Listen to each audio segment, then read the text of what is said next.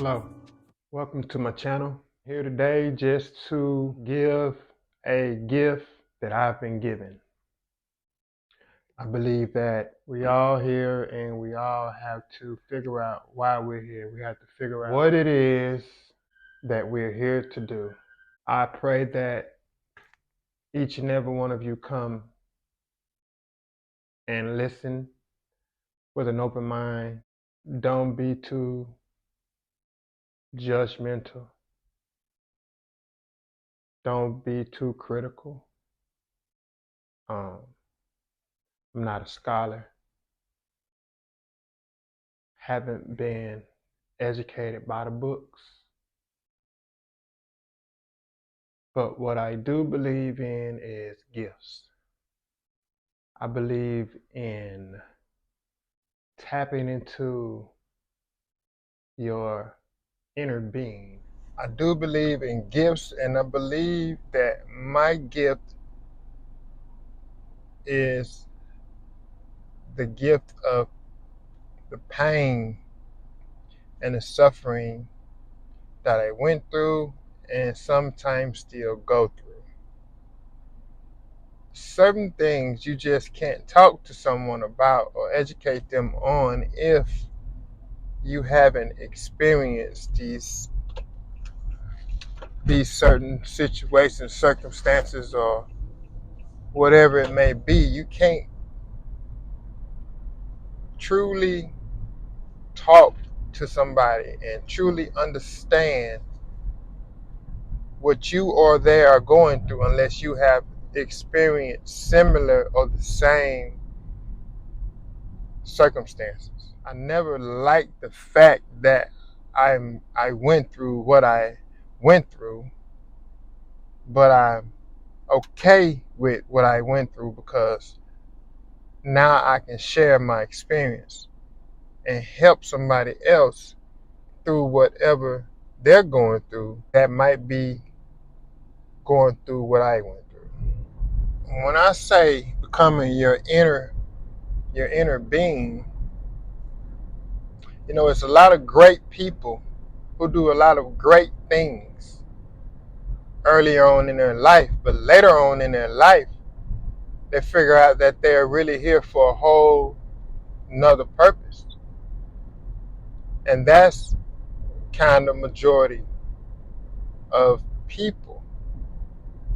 Not too often do we get right into what we're supposed to be doing or really have passion for and becoming who you are.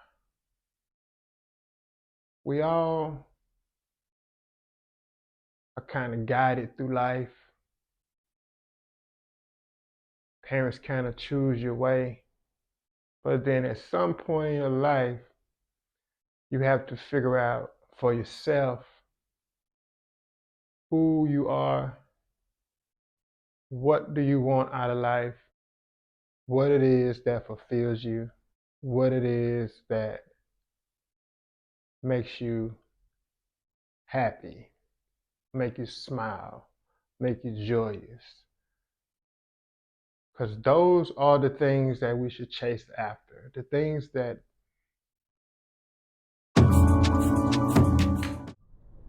now, of course, if them things is drugs, sex, money, and violence, that's not the type of pleasure or enjoyment I'm speaking of. I'm talking things that help you become more whole as a person on the inside, that gives you that happiness, peace, and joy. Those things bring you that happiness, the things that keep you calm. Those are the things that you have to try to figure out as you age. I do believe that if we properly analyze ourselves and our situations and our associates, it takes a lot to be different. It takes a lot to want to stand out.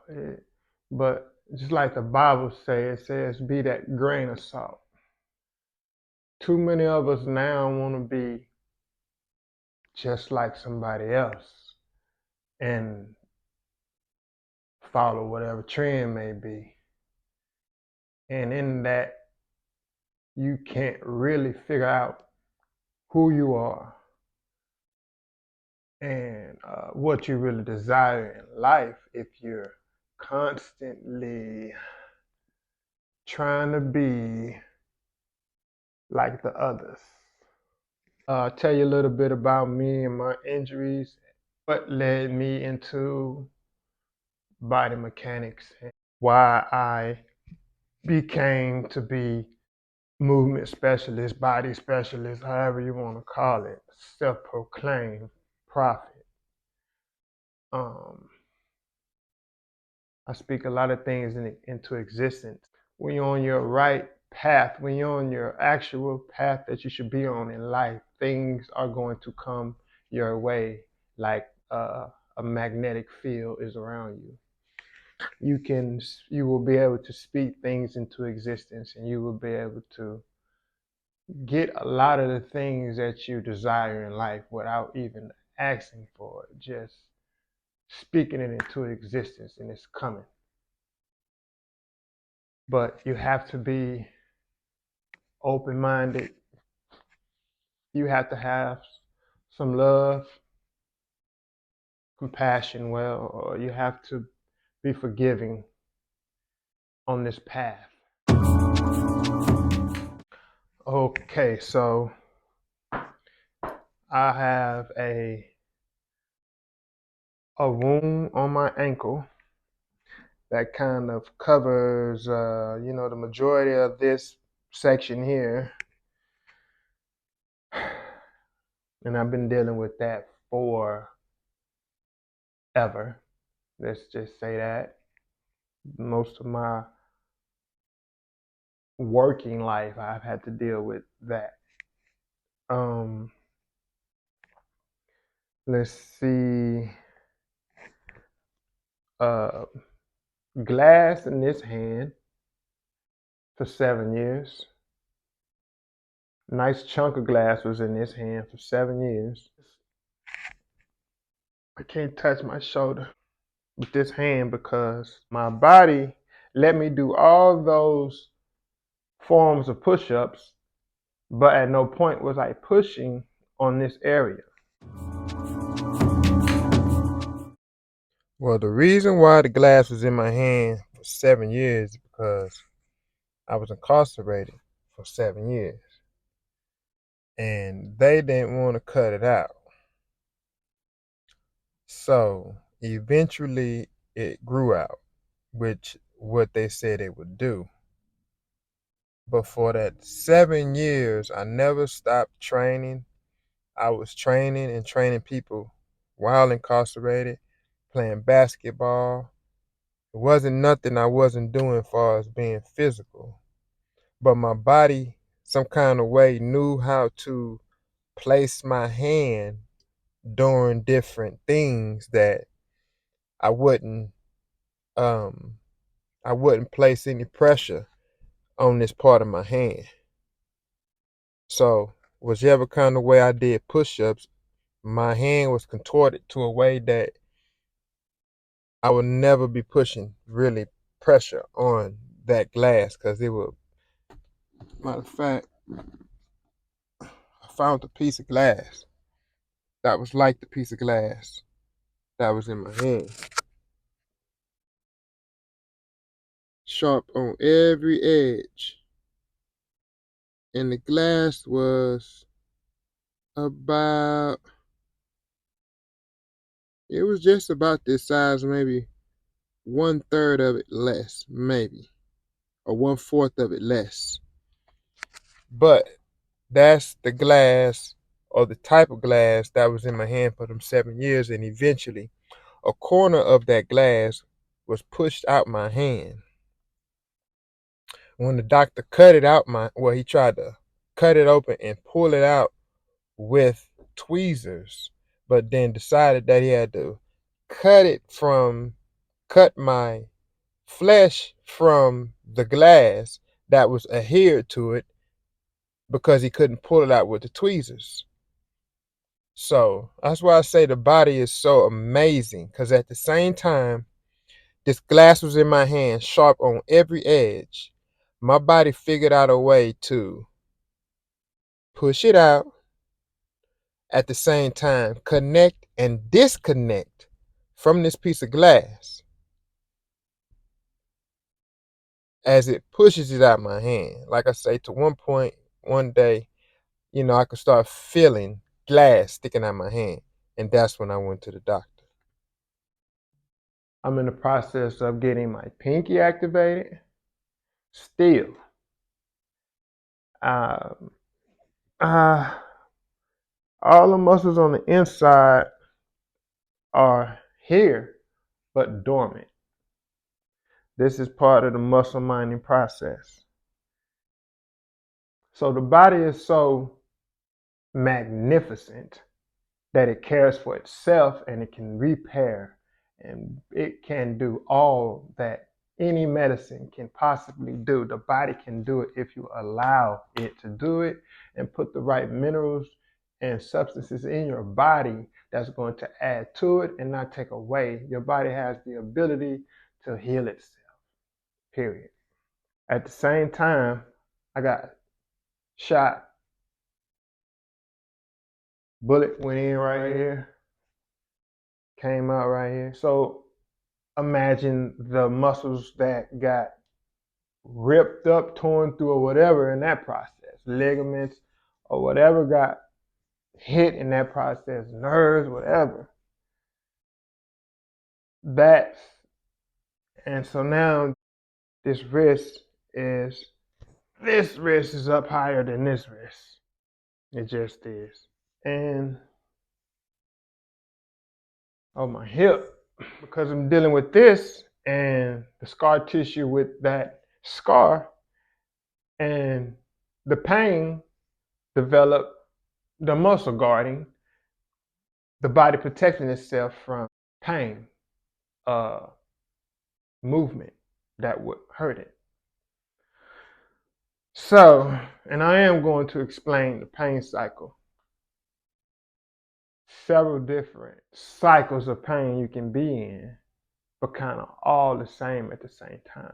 Depending on what part of the cycle you in, you could be in different parts. So the hip, and then I'm going to wound therapists, I'm going to chiropractors, I'm going to therapists, I'm going to massage therapists, and getting no help for years, until I finally went to a chiropractor, and he had an x-ray machine for your feet and for even your torso up. And the foot deal, you stand on it and it will show you your body, how it is supposed to be, like this, even hips, even shoulders or whatnot. But mine was slanted, like that,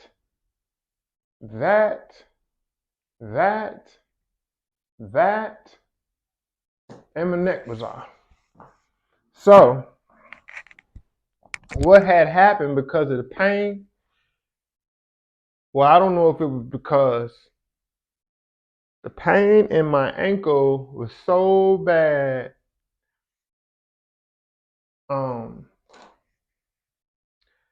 I wore a size 11 shoe, and I got all the way up to 12 or 13. I think it was a 13. I got up to a 13 shoe because I didn't want anything rubbing or touching any parts of that scar tissue down there on my ankle. So, and say if you don't wear the proper size shoe, you can lose your arch or cause other damages. So that x-ray machine that I stood on at the chiropractor showed that my arch had dropped in this injured leg. I didn't know. All I know is I could barely get along, barely walk, period. People used to say I had a cool walk, but I was barely making it. Arch dropped in the left foot because So, like I say, I don't know if my arch dropped because I got up to a size 13 shoe, or if it dropped because there was so much scar tissue and so less of movement in that ankle that the foot had to give in order for me to walk. Uh, because the area the area around my ankle has had scar tissue on it and wounds on it forever. So it really wasn't moving side to side or up and down. It was more of like just like a platform for me to lean on and get off of as I walk. I really wasn't pushing off with the big toe, and maybe that's why the foot flattened. But I also lost majority of the muscle in my calf. Now, I don't know if that's due to wearing the compression stockings, or is that due to non-movement of the ankle and the foot and just being almost hobbled and walking with a limp for so long. But the x-ray machine revealed that my arch dropped. Now, I said I went to the chiropractor and finally got some help, but it wasn't, I didn't get no help from the chiropractor. The help was me seeing those images and me knowing now what I'm dealing with. Not just dealing with muscles need to be stretched out, or um, muscles that have been torn and need to be repaired. I'm dealing now. I know I'm dealing now with. I knew at that point that when I got those X-rays, that I was not going to be able to be helped by chiropractors because, or physical therapists, or those people of those likes, because you only have an hour in their office, and there's no way you can treat me or my symptoms effectively in an hour's time. There's no way possible. Uh, the attention to detail and the way that you have to just wait for the muscle to release in certain situations is is time consuming alone. And each time I would explain to them my different uh, ailments, they would always be like, okay, well, what you want to work on today? We can't work on more than one thing in a day. It's kind of redundant to keep going back to the places where you really ain't getting no help. I lost the ability to put my knee over toe because of the mobility that was lost in the ankle. You got mobility lost in the ankle. You got mobility lost in the knee. You got mobility lost in the hip. You got mobility lost in the abdomen. You got mobility lost in your chest. At the same time, that same chiropractor, like I say, he had the torso x-ray. And that revealed that I had muscle calcification. Do anybody know what muscle calcification is? 1 second. Oh, muscle calcification occurs when you have a buildup of excess calcium in your body. Calcium deposits can form anywhere on your body. including soft tissue and tendon. Muscle calcification occurs when you have buildup of excess calcium in your body. Calcium deposits can form all over your body, including soft tissue, arteries, and organs. Some calcium deposits are harmless, but others can be signs of serious health conditions. Calcification is a process in which calcium buildups in the body's tissue, causing the tissue to harden. This can be normal or abnormal process. These deposits can become inflamed and cause pain. You know how you have those tender spots on your body, maybe on your back, maybe in your neck, maybe in your knees, maybe in your calves, in your feet. Those tender spots could either be muscle calcification, or they could either be trigger points, or it can be actual bruises that's causing pain, actual wounds.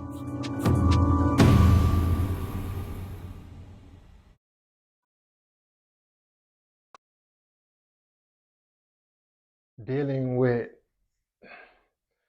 all the ailments that I've been dealing with, I have muscle calcification more than one place. I know I have it in my hip. I know I have it in my back. That's where the chiropractor X-ray revealed it.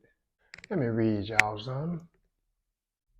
I'd rather read it than try to explain it and forget about it while I'm talking to you, because pain also distorted my short-term memory, thinking process. All that is kind of rewired because of pain. Make you totally forget about what you're doing sometimes, where you're going, everything. We all tend to avoid pain, whether emotional or physical. It is only natural to want to be the one to escape from the situation that causes discomfort or suffering. However, reality is that pain is a natural part of life. We cannot truly live life without experiencing this pain in some form or another. In fact, pain can be a powerful tool for growth and discovery, as well as a means of learning from the past experiences. Many of the pains we experience in life are the consequences of past pain experiences. For example, if someone has experienced betrayal or heartbreak in the past, they may be hesitant to enter into another relationship in fear of experiencing the same pain again. The pain created a barrier that can prevent them from experiencing new and fulfilling relationships. Instead, they may continue to avoid these situations at all costs, leading to a life of emotional isolation. However, it is important to recognize that the only way to overcome pain is to confront it head on. By addressing pain and working through it, individuals can learn valuable lessons about themselves and their experiences, leading to personal growth and understanding. Running away from pain temporarily alleviate the discomfort, but it will never truly eliminate the issue at the core. The same goes for physical pain. Instead of running away from pain, a better approach is to often run to it. For example, if someone is experiencing a sports injury, they may feel inclined to avoid physical activity altogether to prevent further pain. However, this mentally can be counterproductive and can lead to a cycle of physical inactivity and potential further injury. Instead, facing the pain head on with a physical therapist or a trainer to strengthen the muscles and the joint structures involved can help prevent future injuries and improve physical fitness overall. Strengthening the body and building resilience can help individuals to become better and handle future discomfort and pain instead of allowing it to control them. The idea that pain must be embraced rather than avoided is also applicable to emotional pain. While it may be tempting to fall into the trap of avoidance or distract oneself from the pain by immersing in work, travel, or other activities. The approach is ultimately unfulfilling and unsustainable. The only way to truly overcome emotional pain is to confront it and work through it. Many people struggle to identify the source of their emotional pain, which can bring about another emotion and cause pain in situations that should not trigger such a response. This is where cultivating self care comes in. By embracing what is truly inside us, we can identify the root of our emotional pain and work to overcome it. Self care is the practice of learning to accept oneself unconditionally, both the positive and the negative. This includes viewing oneself in a positive light and working to improve oneself. It also involves learning to identify our emotional pains by tackling it head on.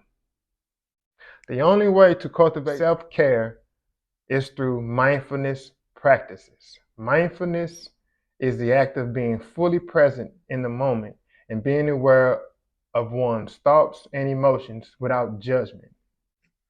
Through mindfulness, we can learn to identify what is causing our emotional pain and confront it rather than avoiding it.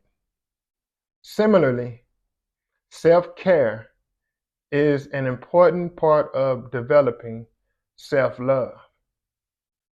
This involves engaging in activities that promote physical, emotional, and mental well being, such as exercise, healthy eating, getting adequate sleep, and engaging in fulfilling activities. Running away from pain is not a sustainable or productive approach to dealing with discomfort and suffering. Pain is a natural part of life, and it is important to embrace it and learn from it. Physical pain can be a sign of an imbalance or weakness in the body, and working through it can improve overall health and resilience. On the other hand, emotional pain can be a sign of personal growth or a need for self care. Failing to confront emotional pain can lead to an issue of mental health and relationship challenges, among other challenges. Through self care, mindfulness, and self love practices, we can learn to confront our pain and grow from it rather than allowing it to define us. This approach to pain can lead to a profound personal growth, self discovery, and new sense of inner strength. When one embraces their pain, they begin to identify the roots behind it and stop the cycle of making decisions from pain.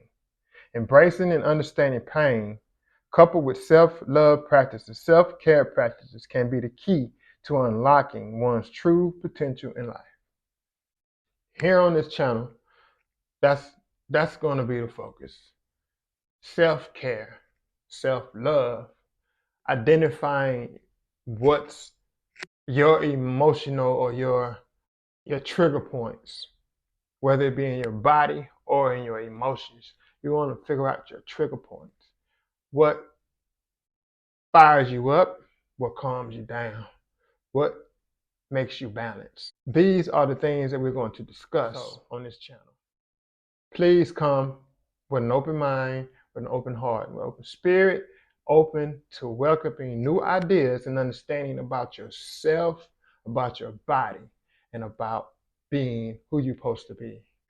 Before we go, we're going to say some words that's going to be powerful for you. We're going to say them. I want you to just close your eyes. If you're driving, you can keep your eyes open. But I want you to say, I'm great. I'm a winner. I'm a conqueror. I will fulfill my destiny. I will conquer anxiety. I will conquer fear. I will overcome stress.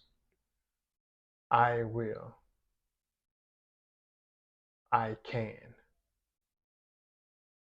Let's get out of what we can't do and start focusing and programming ourselves on what we can do. And that's anything you put your mind to, you can do. It's no secret to our powers. You just have to tap into the powers. But you have to start with self care, self love, and understanding of self. And we have to get over the pains and the fears that is making us procrastinate or making us hesitate or making us not even be concerned about ourselves. They got us so caught up in the societal things, the things that people are doing, the things that's going on in around us. Uh, we have to get to a quiet place. You have to get to a place where you can hear your thoughts. You have to be able to hear your voice. You have to be able to program yourself. Before I go, I want you to understand that you are what you eat. And you eat more than in your mouth. You eat through your nose, you eat through your eyes, you eat through your skin, you eat through your ears. These are the ways the body takes in information, and the body is an organism. It is going to process this information, and it's going to use what it can, store what it can't, and dispose of what it has to. But you have to understand that once it's in you, it is part of you, it is going to consume you. If it is of excess, it will become an issue. You must find balance in your life and in your body and in your mind. Pain is the substance of things hoped for, the evidence of things not seen. Thank you for joining my channel. Please subscribe, please like. There will be more information, there will be more of everything coming. This is just the beginning, and this is the journey that I'm going to be on. Thank you again. Here on this channel, we want to also try to equip you with some type of movements that's going to help you get through your pain. It's going to help you conquer your pain. It's going to help you learn how to reprogram your body into believing it can move again. That the pain, because some pain a lot of times is old pain that the body just remembers. It's not, you're still not actually in pain. So, but what the body does is it knows how to reroute pain in the same patterns, the same routes, the same signals, and it could confuse you into thinking that you still are in pain or have pain or that movement causes pain. So you have to learn new techniques and trigger point releases and imbalanced movements to bring about balance. And we're going to show you a lot of moves, a lot of techniques that's going to help you mind some of these muscles and get them back active and cut off some of the false signals that are triggered by trigger points that activate pain signals that allow or that don't allow you to move, that restrict movement, or continue to cause you pain.